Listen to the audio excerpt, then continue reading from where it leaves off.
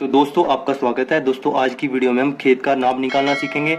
दोस्तों अगर आपका खेत वर्गाकार या आयताकार हो उसका नाप आप बड़ी ही आसानी से निकाल सकते हैं। यहाँ पर आज की वीडियो में हम समलंब चतुर्भुज के आकार का जो खेत है उसका क्षेत्रफल निकालना सीखेंगे। यहाँ पर जो खेत आपको दिखाई दे रहा है इस खेत की सभी भुजाएं अलग अलग लेंथ की हैं। ये 45 फीट की है, ये 43 फीट की है, ये 30 फीट की और ये 40 फीट की। दोस्तों इस प्रकार के खेत का क्षेत्रफल निकालना बड़ा ही आसान है। आपको क्या करना है, इस वीडियो को लास्ट तक देखना है और आप इसे अच्छे से जान जाएंगे। दोस्तों इस प्रकार के खेत का क्षेत्रफल निकालने के दो तरीके हैं। पहला वो तरीका है जो ज्यादातर वीडियोस में बताया गया है जिससे आपके पास 100% सही क्षेत्रफल नहीं आता। दूसरा वो तरीका है जिससे आपके पास 100% सही क्षेत्रफल आएगा। हम दोनों तरीके से इस खेत का क्षेत्रफल निकाल लेंगे और दोनों तरीके से जो क्षेत्रफल आएगा उसको कंपेयर भी करेंगे। तो चलिए पहले तरीके से निकाल लेते हैं।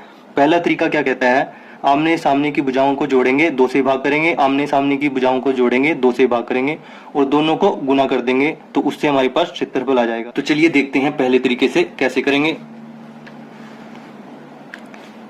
हमें क्या करना होगा, आमने सामने की भुजाओं को जोड़ना होगा।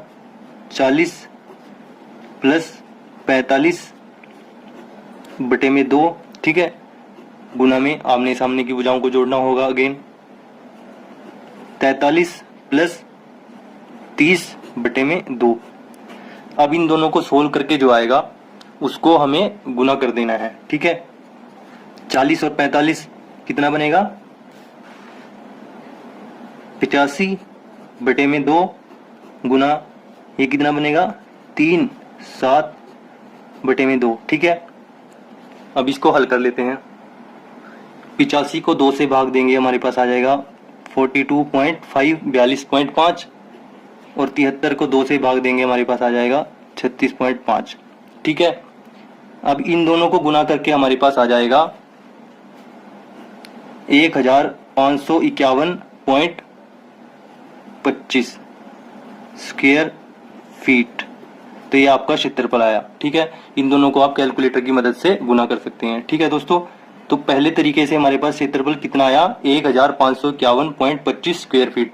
दोस्तों इस प्रकार से जो खेत का क्षेत्रफल निकाला जाता है वो 100% सही नहीं होता, तो इसीलिए हम दूसरे तरीके से भी खेत का क्षेत्रफल निकाल लेंगे। तो चलिए दूसरा तरीका देखते हैं।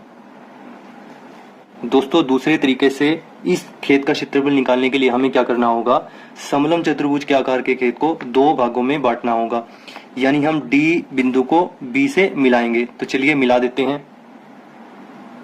तो दोस्तों यहाँ पर डी बिंदु को बी से मिलाने के बाद ये समलंब चतुर्भुज आकार का जो खेत है वो 2 त्रिभुजों में बंट गया है। पहली त्रिभुज है ए बी डी, दूसरी त्रिभुज है बी डी सी। इन दोनों त्रिभुजों का जो क्षेत्रफल होगा उनका जोड़ करके ही पूरे खेत का क्षेत्रफल हम निकाल सकते हैं, ठीक है। तो पहली त्रिभुज का क्षेत्रफल निकालने से पहले हम डीबी की लंबाई क्या होगी वो जान लेते हैं। अब डीबी की लंबाई मापने के 2 तरीके हैं। पहला तरीका तो ये है कि ये हमारे पास ए बी डी त्रिभुज क्या बनी है, समकोण त्रिभुज, ठीक है। तो पाइथागोरस प्रमेय लगाकर हम इसे माप लेते हैं, ठीक है। तो चलिए पहली त्रिभुज लिख लेते हैं यहाँ पर, त्रिभुज ए बी डी में, ठीक है। ए बी डी त्रिभुज क्या है, समकोण त्रिभुज है।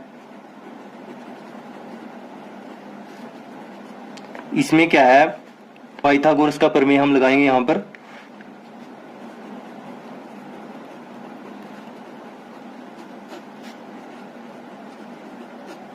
ये क्या कहता है, इस भुजा का स्क्वायर इस भुजा का स्क्वायर बराबर होगा डीबी के स्क्वायर के, ठीक है, इस भुजा के स्क्वायर के। तो ए बी का स्क्वायर प्लस ए डी का स्क्वायर बराबर किसके होगा, बी डी के स्क्वायर, ठीक है, बी डी के स्क्वायर के, ठीक है दोस्तों।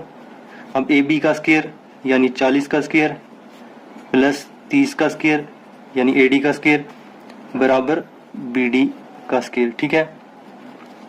अब इसको सोल्व करके हमारे पास क्या आएगा, 1600 प्लस 900 बराबर बी डी का स्क्वायर, ये बन जाएगा 2500 बराबर बी डी का स्क्वायर और बी डी यहाँ से क्या निकल के आएगा, वर्गमूल में 2500, जो आ जाएगा हमारे पास 50 फीट। अब 2500 का वर्गमूल क्या होता है, 50 फीट, ठीक है। तो दोस्तों आप इस तरीके से भी इसको निकाल सकते हैं। अगर आपको इस तरीके का नहीं पता तो आप क्या करेंगे, डी बिंदु पे खड़े होकर फीते की मदद से इसको यहाँ तक बी तक चलकर माप सकते हैं। ठीक है दोस्तों, तो ये हमारे पास डीबी कितना निकल के आया, 50 फीट। ठीक है, अब ये बड़ा ही आसान हो गया। पहले हम इस त्रिभुज का क्षेत्रफल निकालेंगे, फिर इसका निकालेंगे और दोनों को जोड़ देंगे। तो पहले समकोण त्रिभुज का क्षेत्रफल निकाल लेते हैं। त्रिभुज ए बी और डी, त्रिभुज ए बी डी का क्षेत्रफल निकाल लेते हैं पहले।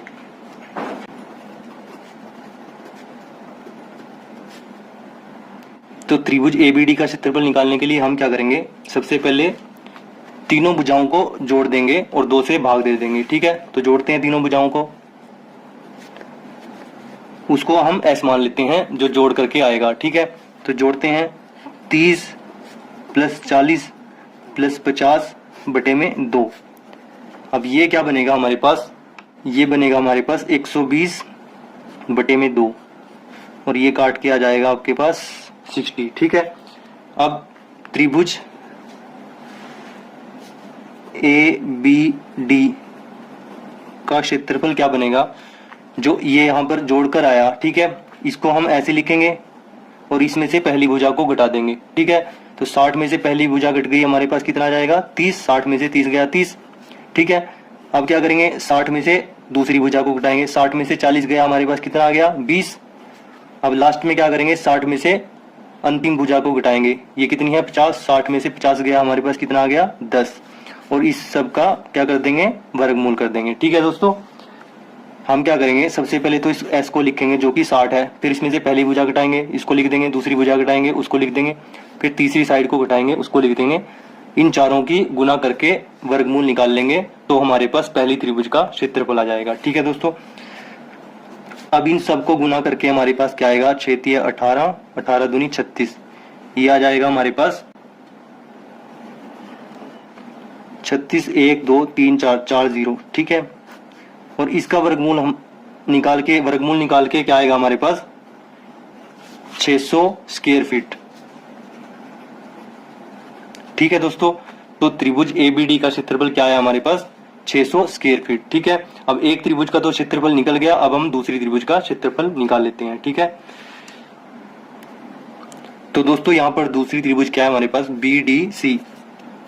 त्रिभुज BDC का क्षेत्रफल दोस्तों उसी तरीके से करेंगे जैसे हमने पहली त्रिभुज का क्षेत्रफल निकाला था। ठीक है, तीनों भुजाओं को जोड़ देंगे, उसको हम s के बराबर रख लेंगे, 50 प्लस 45 प्लस 43। ठीक है दोस्तों, बटे में 2। अब इन तीनों को जोड़कर हमारे पास क्या आ जाएगा 8 9 और 4 13, ये आ जाएगा 138 बटे में 2। इसको काट देंगे, 2 × 12, 2 × 9 में 18, तो ये आ जाएगा 69 69। ठीक है दोस्तों, अब सेम तरीका फॉलो करेंगे। त्रिभुज BDC क्षेत्रफल क्या करेंगे, हम 69 को लिख देंगे, जो S था उसको लिख दिया। 69 यानी 69 को लिखने के बाद क्या करेंगे, इसमें से पहली भुजा घटाएंगे, तो 69 में से 50 गया, हमारे पास कितना आ गया 19। 69 में से 45 गया, हमारे पास कितना आ गया 24। 69 में से 43 गया, हमारे पास कितना आ गया 26। ठीक है, क्या किया हमने यहाँ पे दोस्तों, सबसे पहले s को लिखा, फिर उसमें से एक एक भुजा को घटा के जो आया उसको लिख दिया। पहली भुजा को घटाया 19 आ गया, दूसरी भुजा को घटाया 24 आ गया, तीसरी भुजा को घटाया 26 आ गया। ठीक है, इसका वर्गमूल निकाल लेंगे।